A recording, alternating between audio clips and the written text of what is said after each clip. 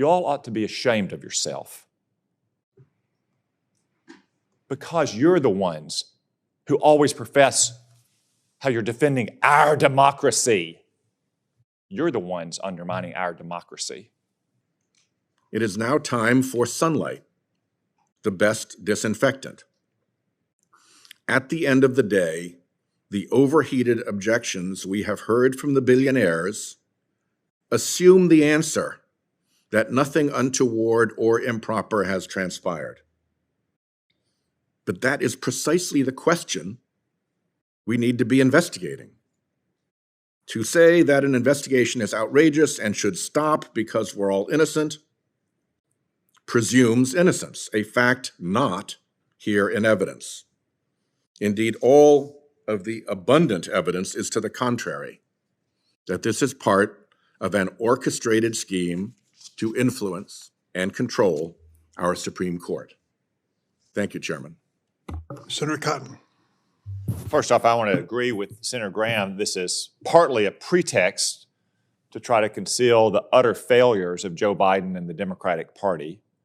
I mean, because all of you voted for $3 trillion of spending that this country didn't need and that our government can't afford, we have record high inflation.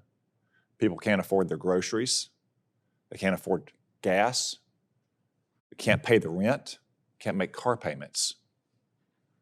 The young men and women we have sitting behind us can barely walk to their apartments on Capitol Hill at night without worried about being mugged, or drive there without fear of being carjacked because of your insane criminal justice policies. Our border is totally open. Each year under Joe Biden has seen more illegal border crossings than the last, setting record after record after record. These are not all poor, struggling migrant workers from Guatemala coming here for a better life. Thousands of people from China and Russia. Even the administration has acknowledged over 100 Uzbeks came here with the help of an ISIS-associated facilitator in Turkey. And their position is, honestly, maybe it's just a coincidence that these Uzbeks used a travel agent associated with ISIS. And that's to say nothing about what's happened around the world. The collapse of Afghanistan in 2021, Russia's invasion of Ukraine in 2022, the worst massacre of Jews since the Holocaust in 2023, all under Joe Biden's watch. I know the Democrats on this committee like to claim that the former president unleashed chaos in the world. None of that happened on Donald Trump's watch. Maybe he offended your European friends for using the wrong fork at tea and crumpets at some point. But there's peace and stability when he was president. So part of this is just a pretext to cover up for your own utter failings and incompetence of the Biden administration. But it's more than just that. It's not, as Senator Whitehouse says, an effort to expose wrongdoing at the Supreme Court. It's an effort to delegitimize the Supreme Court because you don't like the way they rule. When you lose at the ballot box for years, you tried to achieve in courts what you couldn't achieve through democratic elections and legislatures. You thought the Supreme Court was your own special province. And then, when there became a center-right majority on the Supreme Court, you began to attack its very foundations. This is not some secret. It's wide out in the open. Chuck Schumer has gone to the steps of the Supreme Court and threatened justices by name that they wouldn't know what hit them if they ruled in ways that the Democratic Party didn't like. In May of 2022, the unprecedented action of leaking the Supreme Court decision in the Dobbs case occurred, unleashing left-wing street militias outside of justices' homes.